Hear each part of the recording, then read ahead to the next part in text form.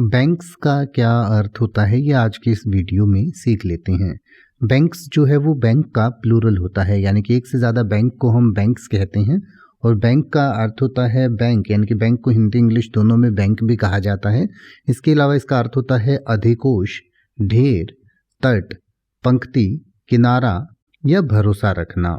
यानी कि बैंक का कई तरीके से इस्तेमाल किया जा सकता है। एक तो भरोसे को भी बैंक कहा जाता है या भरोसा रखना को भी बैंक कहते हैं। किसी नदी का किनारा या तट होता है उसे भी बैंक कहते हैं। और एक जहाँ पर हम अपने पैसे जमा करते हैं या हम पैसों को जहाँ पर रखते हैं उसको अधिकोष या इंग्लिश में बैंक कहते हैं। कई बार हिंदी में भी हम बैंक ही कहते हैं। इसके अलावा किसी चीज़ का ढेर होता है तो उसे भी बैंक कहते हैं। और इन सब चीज़ों को एक से ज़्यादा को बैंक्स कहा जाता है। जैसे कि अगर आप ये कहना चाहें कि इस कंपनी पर 60 से ज़्यादा बैंकों का पैसा बकाया है तो आप कहेंगे the company owes money to more than 60 banks. The company owes money to more than 60 banks. या अगर आप ये कहना चाहें कि बैंकों में काम करने वाले लोग वित्त के बारे में कुछ जानते हैं तो आप कहेंगे people work in banks know something about finance.